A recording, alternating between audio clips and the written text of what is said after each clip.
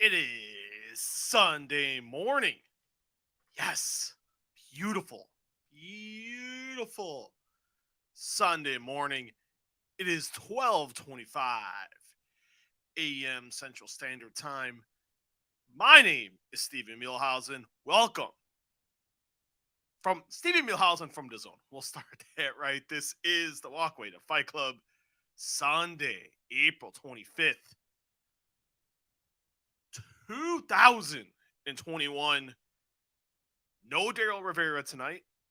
My apologies. Daryl will be back later on this week. But wow. UFC 261 is in the books. What a show it was. The first show was fans. Fans. Right. UFC 261. Holy cow. It was good to see the fans. I never thought we would see them again. First time with fans in over 13 months was the last time fans were inside a venue. And man, what an evening it was. The UFC really couldn't have asked for a better night. Raucous crowd in Jacksonville, Florida. 3 championship fights. You seen a near confrontation. It was a beautiful evening. Well, before we get to all the particulars and everything of that nature, don't forget, if you're watching via YouTube, it's simple. Just click, give it the thumbs up, subscribe to the channel, give a thumbs up, hit that subscribe button, leave a question or comment. If you're watching via Facebook Live, it's also simple as well. What do you got to do? Simple. Like, follow the page, and also leave a reaction to the video. A fantastic evening. We did see 3 championship fights, 1 new champion. But we'll get to that in a moment. I just kind of want to just saying how great it was to see fans, just because, it's one of these things to where I think we take the fans for granted. I really do. If I sit and I think about it, and I think about it pretty hard, we take them for granted. And you know what? They were loud. They were rowdy. They were a ton of fun tonight. I do have to admit, they were a ton of fun. It made it for a very good evening. Fights that normally wouldn't get a lot of love, got a lot of love tonight. And you know what? That was awesome. Because you like to see that. You really, really, really, really do. I thoroughly enjoyed it. And for those that didn't, tough shit. It was a great night. 15,000 fans were back. I did have an issue. And before we even start, I have an issue with the fact that we didn't get more people wearing masks. And I don't understand this. This isn't hard. It's really not. Why can't people put on a mask? I seen some. If you guys are listening and you're watching, just leave a question or comment. I promise it will get answered on the air. I don't want to make this like a political podcast. I wasn't the world's biggest fan, not gonna lie, of this show being in Florida. I didn't get it.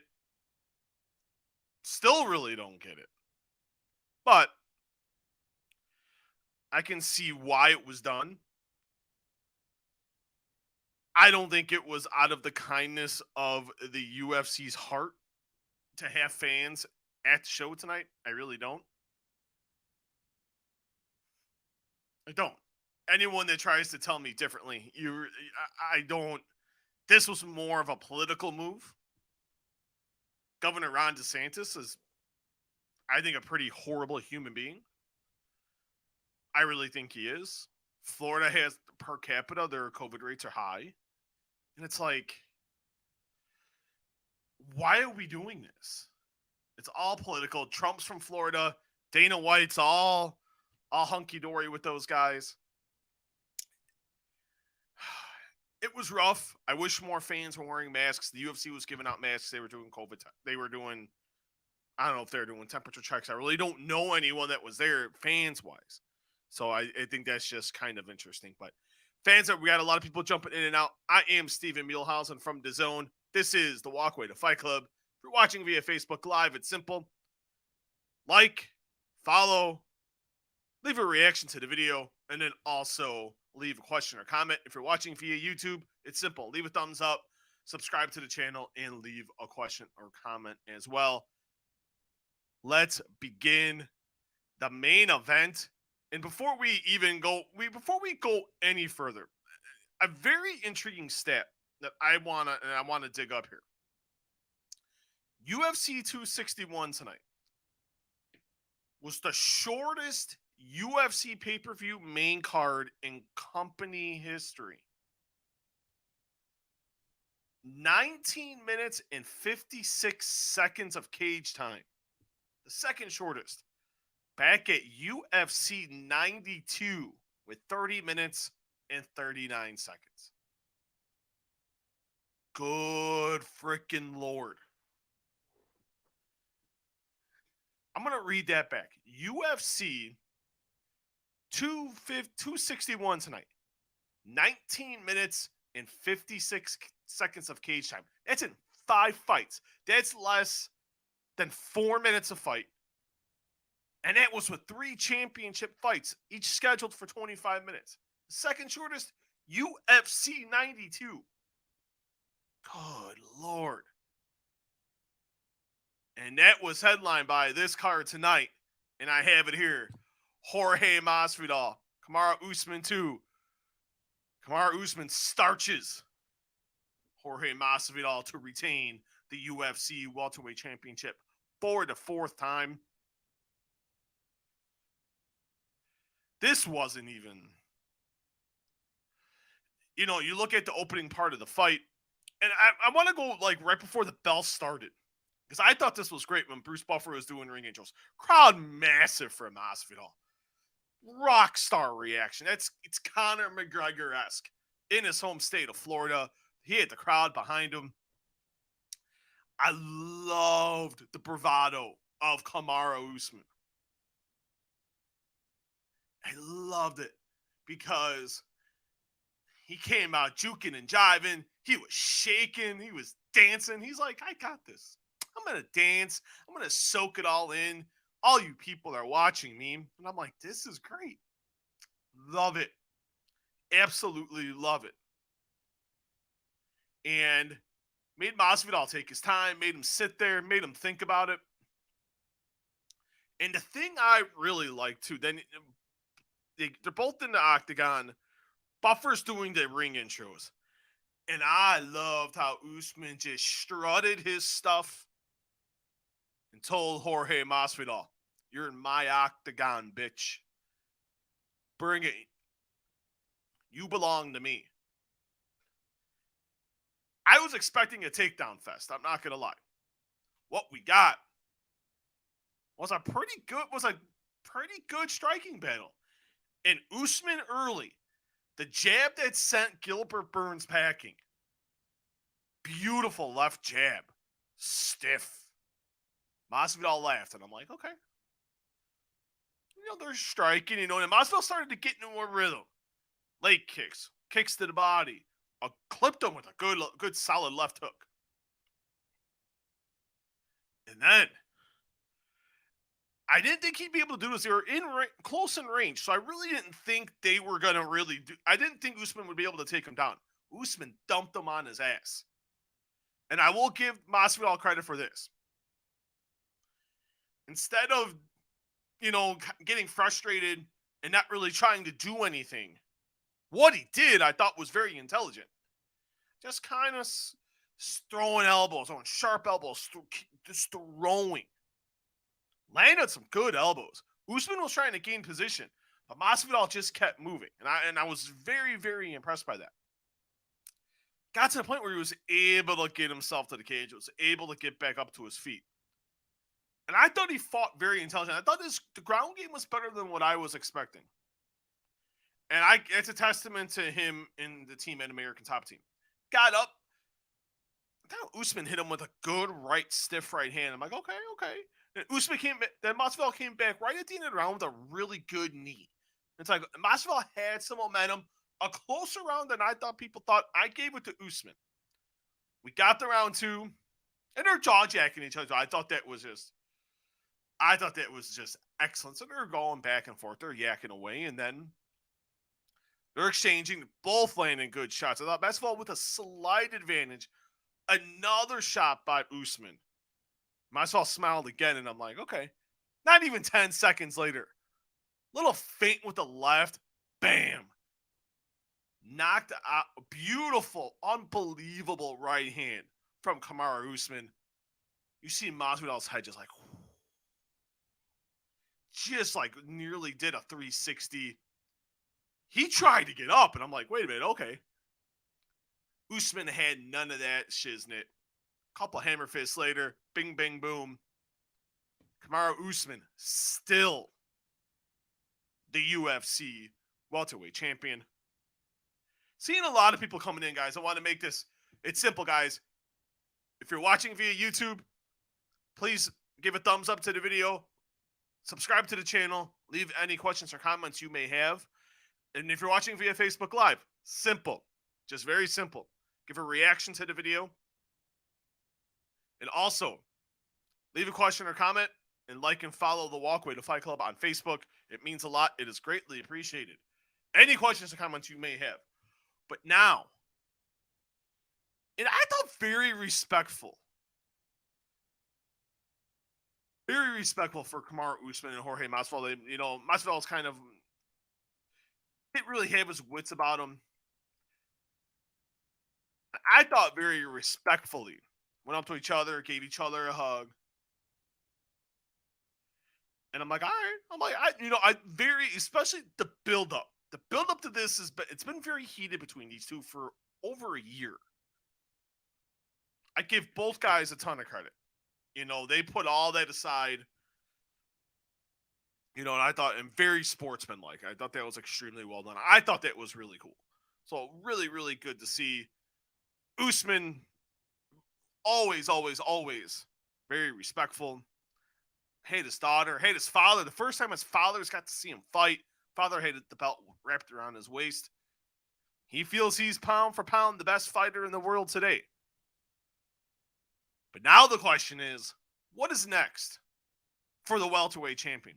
Defended his title for the 4th time. You got to look at it too. This is already, if you want to look at it, historic title reign. He's defended the title 4 times. He's stopped, and he's finished 3 of those 4. That's impressive. That is history-making stuff, guys. It really, really, really, really is. Just because look at what he did to get here. You got to look at that. Look at everything he had to do to get to this point. Coming from Nigeria, coming here into the United States, and busted his ass. And now look at him, the UFC welterweight champion. In the world right now is Kamaru Usman's an oyster. UFC President Dana White did say, well, hold on 1 second, guys. I'm so sorry. Computers, I have learned, can be a major pain in the tuchus. But, you got to look at it in terms of, you look at the pecking order at 170. He's run through everybody. But what is next for Kamaru Usman? UFC President Dana White said in the build-up, Colby Covington would be next, the former interim champion. I know that's going to get a lot of people upset. Rightfully so. Covington was there. he got the second loudest boos of the evening, and we'll talk about who got the biggest boos of the evening coming up in a few moments. We got a lot of people popping up, guys. Very simple. If you're watching via Facebook Live, it's simple. Leave a reaction to the video. Get thumbs up, thumbs down, indifferent, love it, hate it, ha ha ha, however you guys want to do it. Leave a question or comment as well. And also, like and follow the Walkway to Fight Club on Facebook. If you're watching via YouTube, also simple. Give the video a thumbs up. And also, subscribe to the channel and also leave a question and comment. Right now, it seems like he's at that point where he's wiping people out. He stopped Covington. He stopped Gilbert Burns. He stopped Kamaru. He stopped Jorge Masvidal. What's next? And thank you for that thumbs up. Whoever did that, I greatly appreciate that. Thank you so much. The $1 million question is, what do you do? Covington's the money match. Whether we like it or not, Colby Covington is the money match. And what do you guys think is next for welterweight champion Kamaru Usman? Leave a question or comment, and I promise it will get answered on air. If you just go down the list, you got he's done with Masvidal. So you're looking at he's done with Burns. You're looking at Covington, the winner of Leon Edwards and Nate Diaz coming up, UFC 262 next month. And that's Michael Chiesa's on a good run. But beyond that, it's like, what is next? It's Covington. It's a big money match. You look down the line, maybe Khamzat Chimaev. He's got to get some wins. He's got to fight, and he's got to get wins. But it's hard. It's hard to see at this point what is next after, say he gets by Covington. And that's going to be a tough out. Both guys at two totally different guys just in terms of fighters. Usman's gotten better on the feet. Still a great wrestler. Covington switched gyms. Looked awesome against Tyron Woodley last August. Both guys have gotten better. That first fight was a war. It depends on how you had it. That first fight. Some people had a 2-2. Some people had a 3-1. I hit a 3-1 Covington going into the fifth. That fight was awesome. Definitely the fight of the year in 2019 with Usman getting the fifth round stoppage. Fun fight. They hate each other. It's going to sell well. And you got to look at here and people, and I know there's people out there that's like, and Covington brought it up. Oh, well, Masvidal didn't deserve the opportunity. He's now 35-15. You got to remember something. Jorge Masvidal's a megastar. And look at what he did for Kamaru Usman. And what we're gonna see, UFC 258 really wasn't the best indication. I think that the fact that Kamaru Usman had this quick turnaround, I think it's going to gain him respect with the people. And I think the way he beat Masvidal this time. Masvidal had that excuse of, I did fight on, which he was right on, 110%. But now the question is, it's one thing to be a champion, and it's one thing to be starting to enter the George St. Pierre territory. But that's also got to translate the money. It's easy, and he was smart in this situation because he's like, listen, who's going to be the most beneficial to me to help build me to be a star? Jorge Masvidal. Very intelligent by Kamaru Usman. The rematch should be bigger. We're going to see. I'm not sold on him. How does he sell without Jorge Masvidal? Look at what happened to Demetrius Johnson. As awesome as Demetrius Johnson is, quite arguably one of the GOATs, never really was able to crack through and become that megastar he should have been. I also give some of that credit to the UFC. I blame the UFC for a lot of that too. But look at what they've done with Usman. Usman covers of ESPN. He was featured prominently this week with Masvidal. So I'm really intrigued by that. Let's see. From KJM. KJM, thank you for the question. Thoughts on Usman's path to legendary status? This is a fantastic question. And we'll answer it now. We got time. I got nothing but time. He's heading there. Because you have to look at it here. We see a lot of people jumping in and out. Before I answer this question, KJM, watching via Facebook, it's simple, guys. Very, very simple. Give a reaction to the video. Leave a question or comment. I promise that we'll get answered. And also like and follow the Walkway to Fight Club on the page as well. If you're watching via YouTube, it's simple. Give the video a big thumbs up and subscribe to the channel. Tons of great stuff on there, by the way. Raquel Gonzalez of WWE, Damian Priest. Some cool stuff coming up this week, I do promise. And we got stuff with Chris Arreola, Chuck Liddell, Eric Bischoff. The big hitters are coming this week to the Walkway to Fight Club podcast. So make sure you stay locked in so you guys can definitely listen. He's almost there. You got to look at it. 4 consecutive title defenses in a little bit over 2 years. That's pretty impressive. 3 of those via stoppage. And now you're looking at, and you look at where this pay-per-view is trending. I looked at everything probably right before we came on, and it was trending on Google Trends at 1.7 million Google searches, which is signaling already a pretty good pay-per-view number. Now, I want to look at it here real quickly. It is over 2 million searches. So that is, let's see, we're at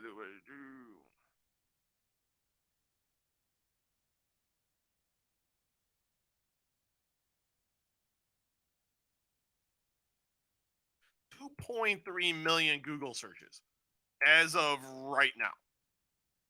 That's huge. That's big time stuff. So you gotta think like this pay-per-view is going to do extremely, extremely well.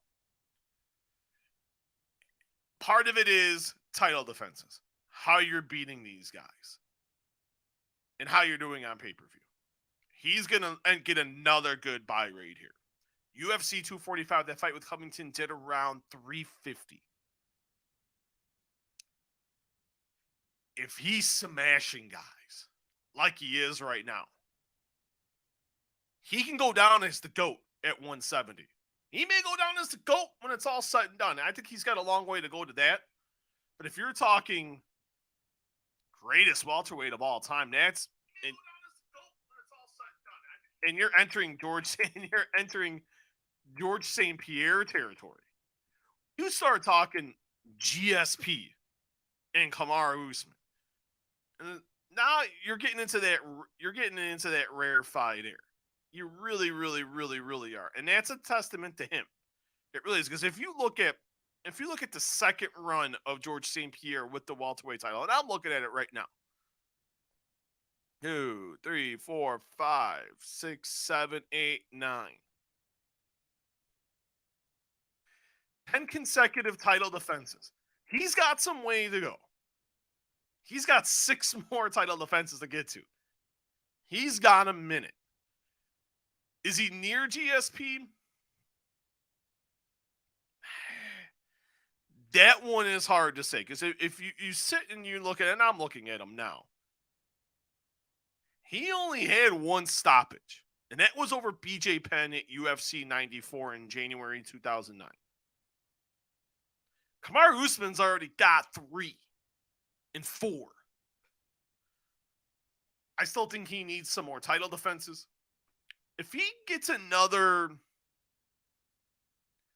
2, if he gets 3 more, 2 or 3 more, I think you could call it a wrap on who the GOAT is at 170. Say he beats Covington.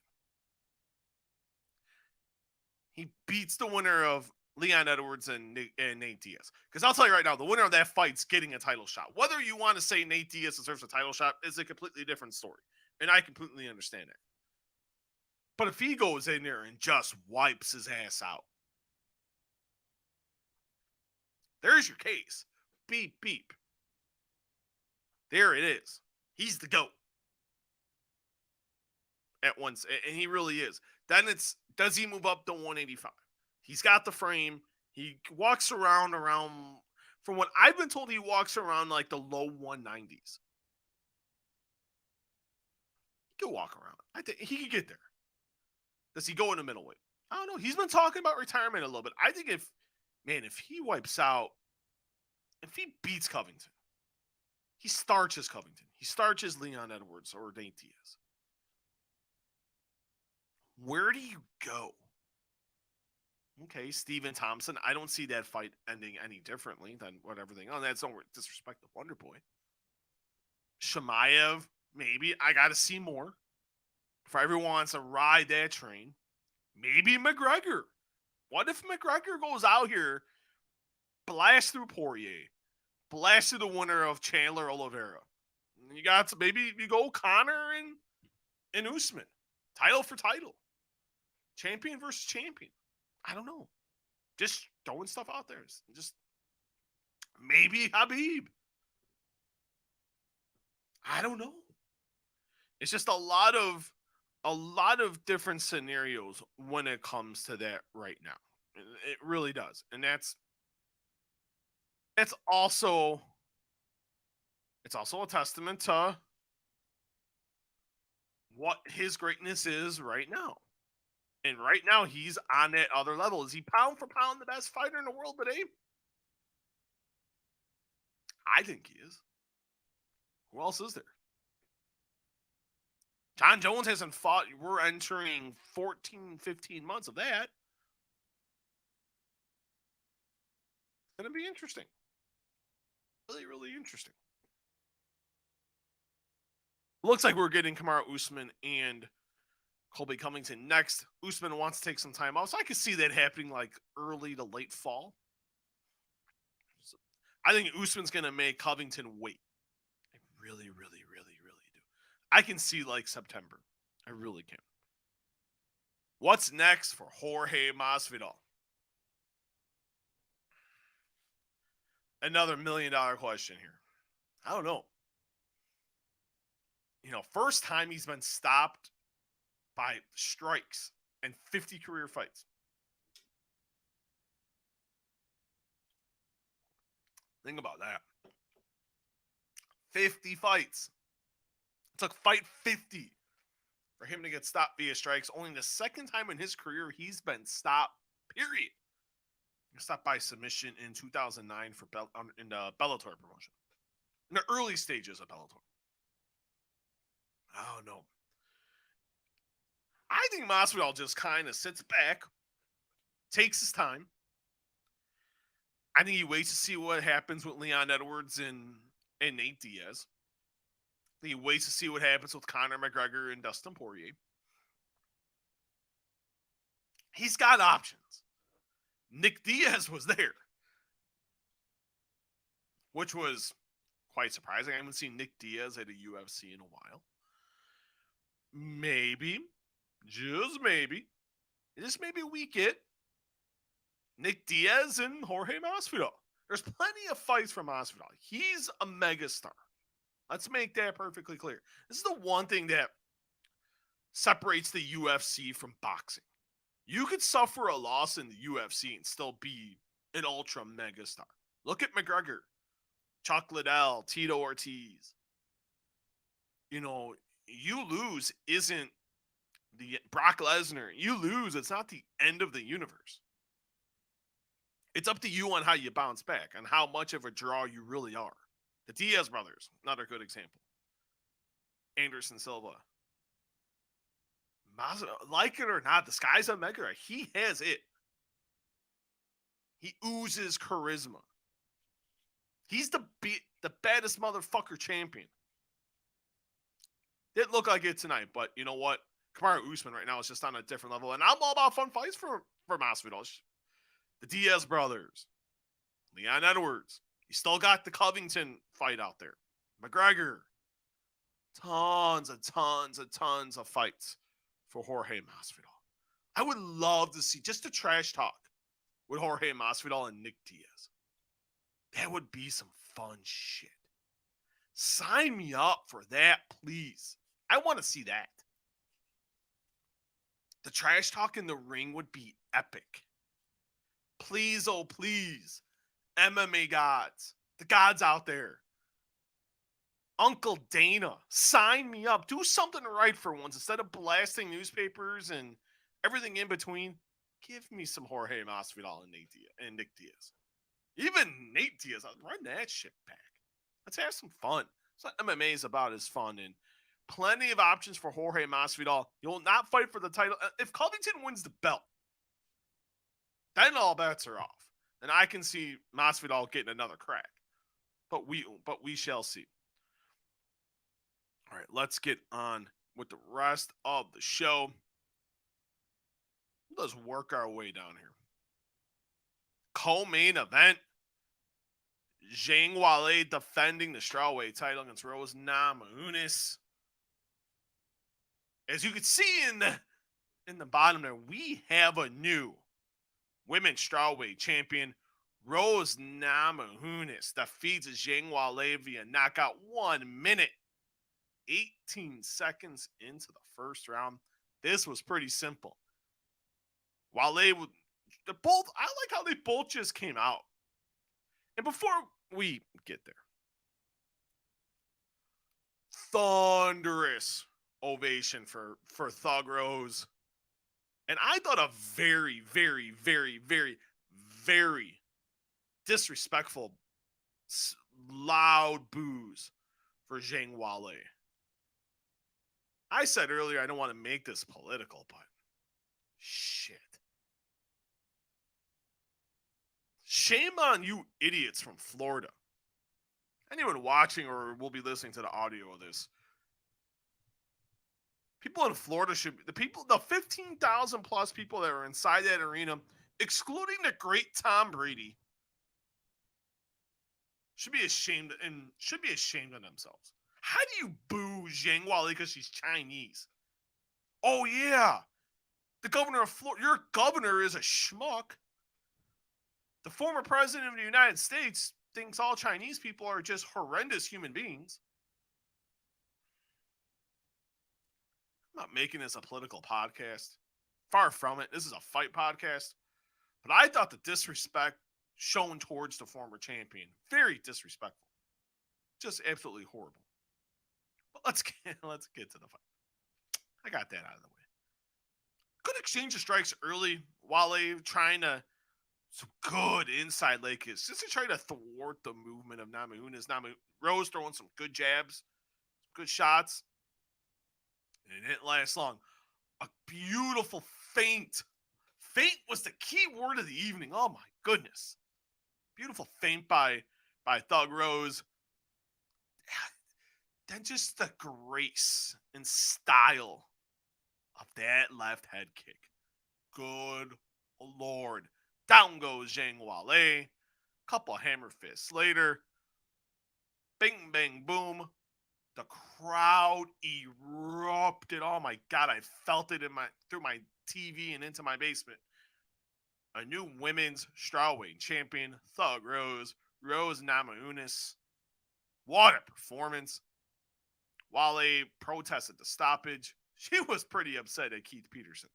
But I'll give Keith, and we could sit here and we can say what we want about Keith Peterson. And it is deserved. But I will give him this. He let it go. It's a championship fight. You got to let it go a tad. She was out. Good Lord, was she out. Absolutely beautiful. Beautiful head kick. Flush to the head. Bing, bang, boom.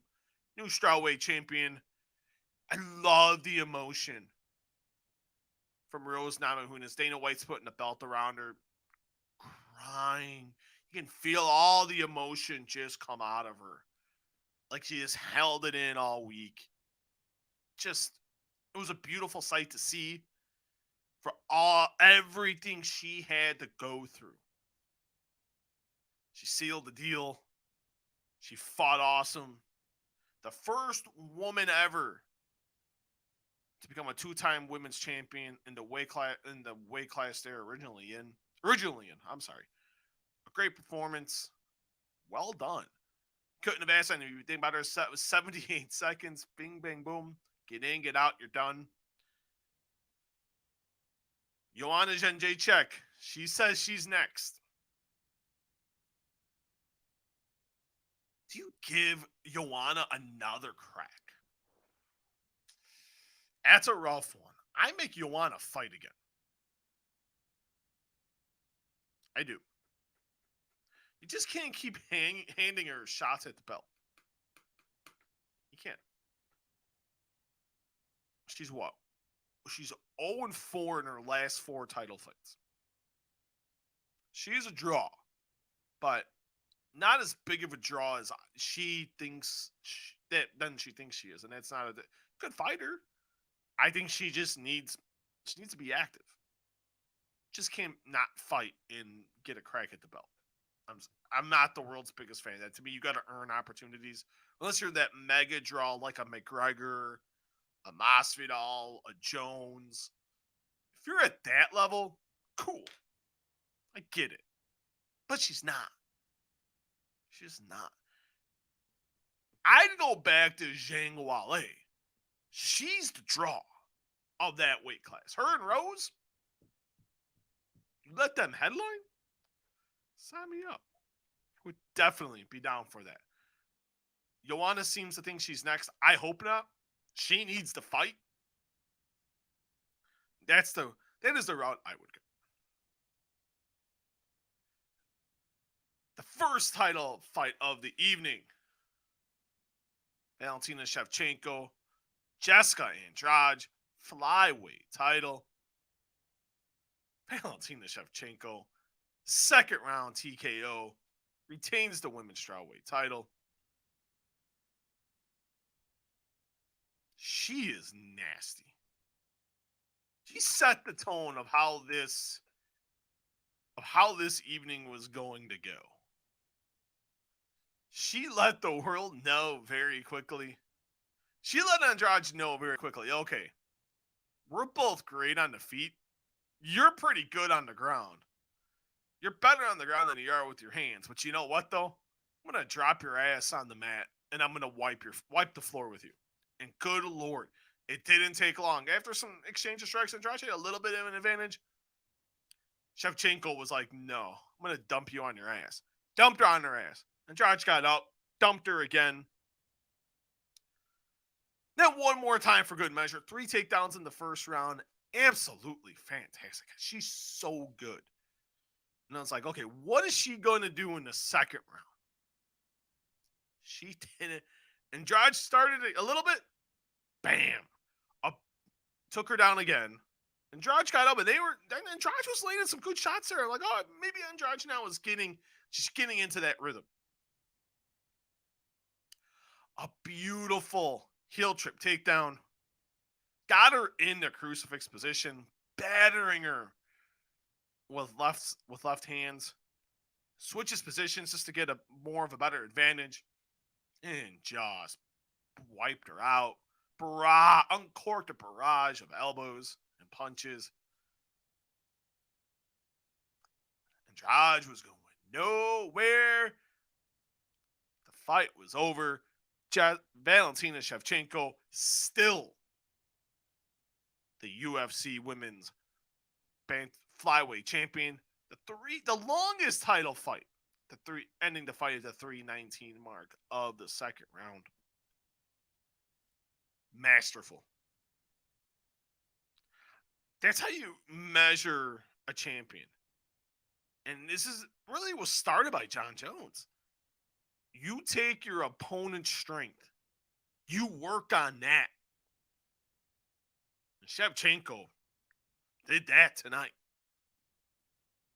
Andrade is great on the ground. Shevchenko just had other plans. Took her down, beat her up, tried to get up, pick her down, take her down one more time, beat her up. Heel trip takedown, crucifix, boom. It is over. You got to look at this now. Since losing for the second time to Amanda Nunes, don't get me wrong, via split decision, I hate the fight score for Shevchenko.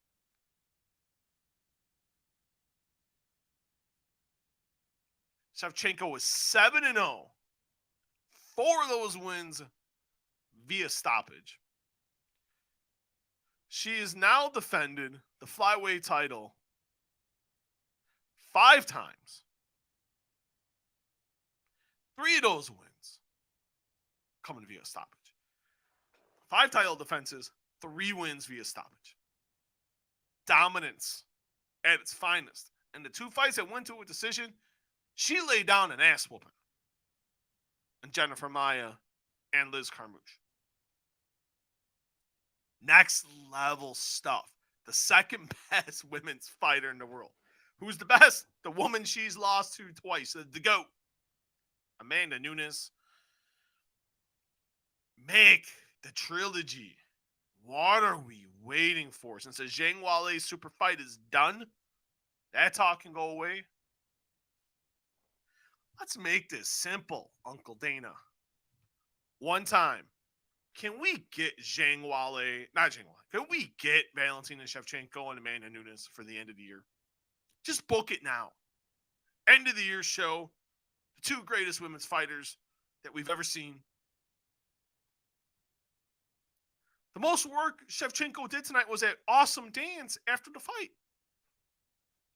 Dance was awesome. She's got to teach me some dancing moves. But that's... what do you do at this point? It's the only move to make. What do you guys think? Should we make Shevchenko? Should Dana White just make it now? Nunes, Shevchenko, now. I don't need to see Amanda Nunes and Juliana Pena. Get the fuck out of here. I already know how that fight's going to go. That's going to be one-way traffic. Juliana Pena is going to get battered on the feet. That fight's not going to end well for the Venezuelan vixen. As good as she is, Amanda Nunes, and I don't even think Juliana Pena is that good. She just talks a really, really, really good game. Just scrap that fight. We don't need it. We don't. Please don't. Please, please, please, please, please. Please. I don't need it. Not in my life. Not necessary. Not super necessary. As the kids would say. 3 title fights. They were all blowouts. All right, let's get to a couple more topics. If you're watching via Facebook Live at Simple Guys, give a reaction to the video. Thumbs up, thumbs down, haha, any type of little reaction, thumbs up, love, whatever. It would mean a lot. Thank you so much. Leave a question or comment. And also, if you're watching via YouTube, it's simple. Give the old big thumbs up and subscribe to the channel. This was rough. The second fight of the main card, Chris Weidman, Uriah Hall. Middleweight rematch from their bout in September 2010 with Weidman getting the victory, winning the King of the Cage middleweight title. This was rough.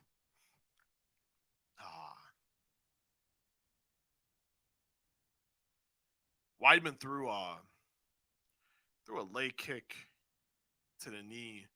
Hall checked it, and just in one of the most horrific things I've ever seen, the bone came out Chris Weidman's leg. As soon as he planted, he just crumbled. Fight was instantly stopped. Medical personnel went into the octagon. Got Weidman on a board to lift and wrap. I don't know what they wrapped around his leg. I couldn't tell. And then they put him on a gurney, on a stretcher, and they wheeled him out into an ambulance. And I'm trying to see if what is going on. If trying to see if there's any update on. I haven't seen any update yet on Chris Weidman.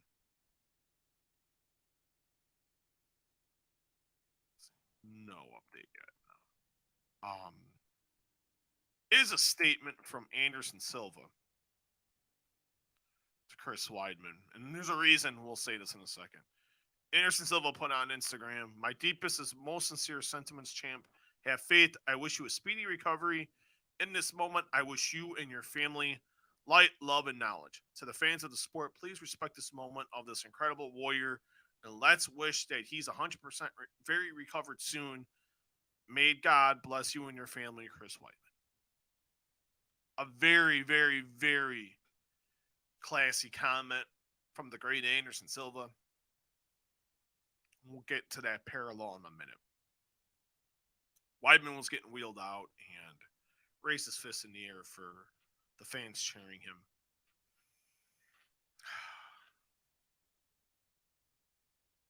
That was rough.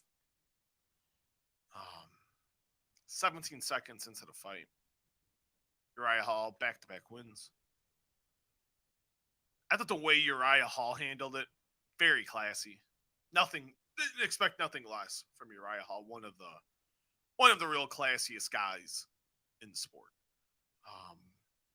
But just a horrific injury, gruesome injury, as I put there in the headline. It was just like when Weidman did it to Anderson Silva at UFC 168. Just horrific. You don't ever want to see that. I don't care good, like him or not. You just really never want to see that. My prayers go out to Chris. I don't know what his status is right now. I'm like looking on Twitter and like the notable journalists no one's really trying just to see. Let's see. I'm just trying to.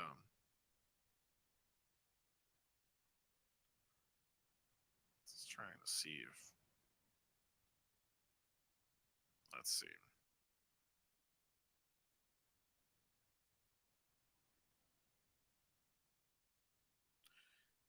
Dana White says Usman thinks Usman's going to be the greatest of all time.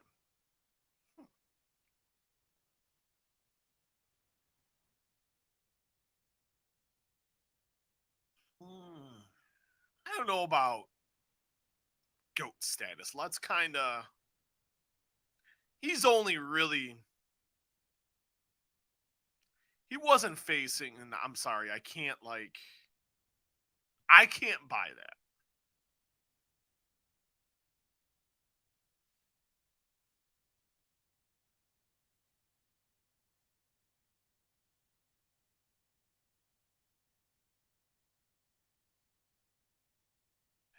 I'm not in the mood to get into it with people tonight. I'm really not.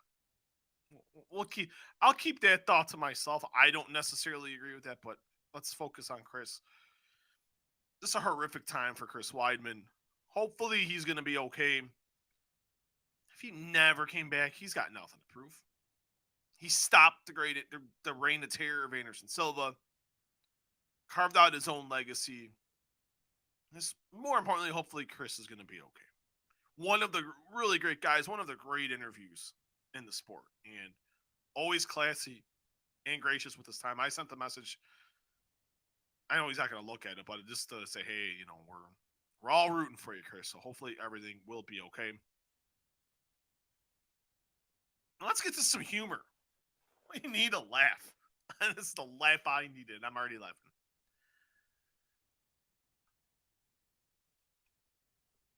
I didn't think I would be talking about Jake Paul tonight. After we seen what happened last week with Jake Paul.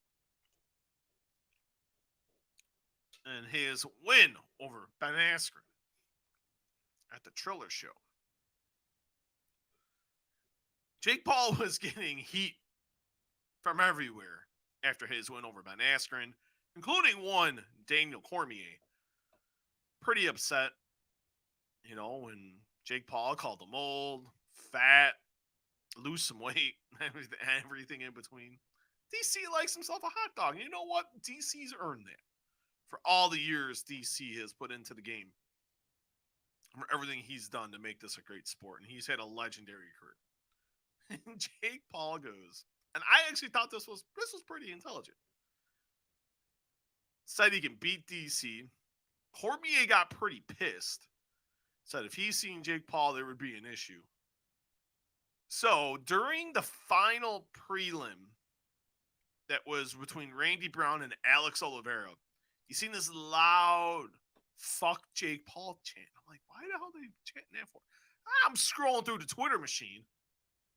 And what do I see? Freaking Jake, seeing a couple reporters that I follow that Jake Paul is there. And I'm like, oh boy. End up being with Antonio Brown, former wide, I don't know if he's former yet or was the wide receiver of your Super Bowl champion Tampa Bay Buccaneers. I think Cormier brings it up and says something along the lines of and I guess he looked at Paul and they had a couple words, and then after, and a beautiful win by Randy Brown, by the way, very good stoppage win to end the prelims. Good way to get into the pay-per-view part of the show. The video that surfaced of him going to where Jake Paul was sitting, and they got into a confrontation. Cormier had to get pulled away. It was about a 20-second. I found like a 20-second clip, and they got into it. And I don't know what happened from it. I haven't seen any, and I haven't been on social media to really get a good gauge of what happened. But that was sure something.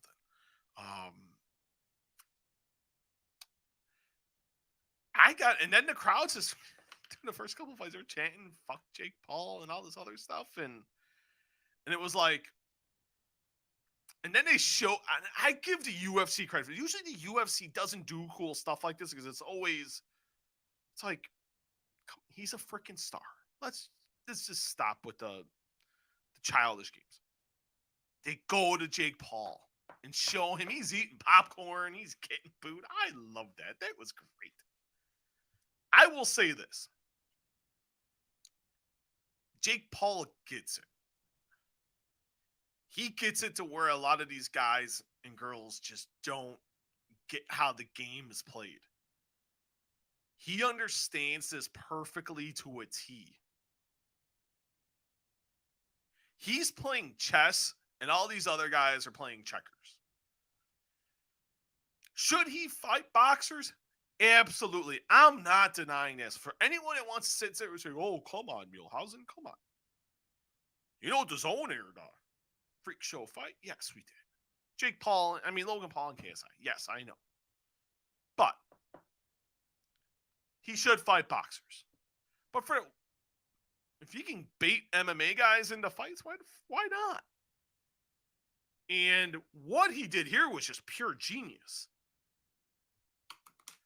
Until those title fights came on, the biggest thing about this show wasn't the fans being there. Before the title fights, the biggest thing was Jake Paul. Before what happened with Chris Weidman, the biggest thing about this show till that point, till the second fight of the main card, was Jake Paul. Like it or not. My man, Del Hotchkiss, thank you for watching. Gotta watch, Del. Rewatch the podcast. The archive, it'll be up in the audio version. Will be up after the podcast. The video will be up for you guys to watch at your own consumption. But gotta give Jake Paul that love. That makes me want to see that fight. I want to see him fight. I imagine I don't think Cormier can get the 190. 205? Sure. Why not? Make that fight at 205. I would love to see Daniel Cormier and Jake Paul. I think everybody would. Me, just for my own reasons. But it also shows a fundamental, and I wrote a column on this last week. It shows the fundamental flaw in MMA, in the UFC. Pay the fighters more money. They won't have to go do shit like this. It's as simple as that. Nothing more, nothing less. UFC 261, the official attendance, 15,269 for a gate of 3.3 million. Performance of the night goes to Kamaru Usman and Rose Namajunas. Not surprised. Where was the love for Valentina Shevchenko? Come on now, Uncle Dana. Where's the love for the Where's the love for the dominant flyweight champ? Trying to see if there's anything. Just trying to see if there's any update on Chris Weidman. I just feel beyond what we already know, and we really don't know anything, to be honest. So hopefully Chris Weidman will be okay. Let's see. I'm gonna check Google Trends one more time before I let you guys go.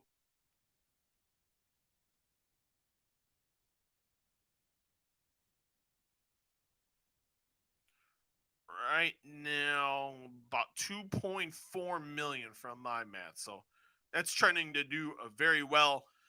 That will be the end of the podcast. Thank you to everyone that watched. I mean, man, a lot of people watching, so that means a lot. Thank you guys so much. It is always appreciated. Don't forget to follow the Walkway to Fight Club on Facebook.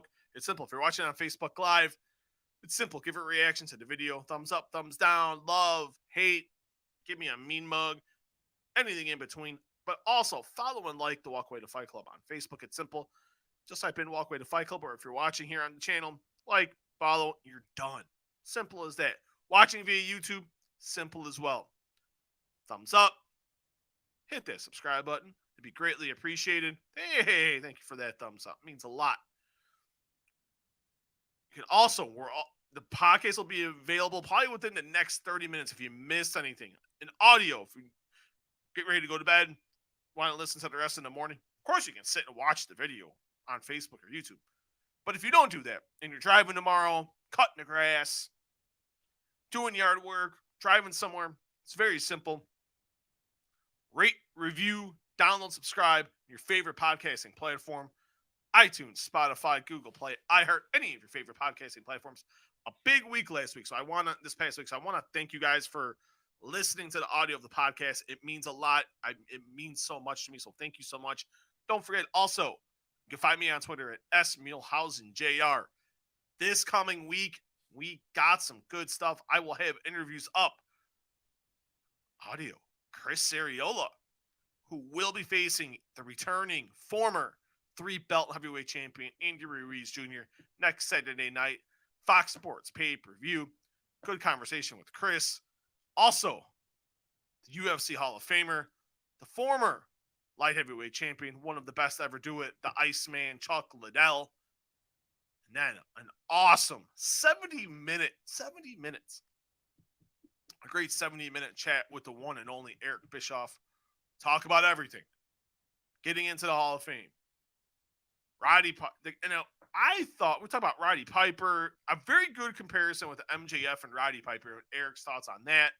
Getting into the Hall of Fame, we talked to Finger Poke of Doom, which I thought was it was awesome. I kind of got Eric on that one. We talked about so much stuff. It was just a great chat with Uncle Eric.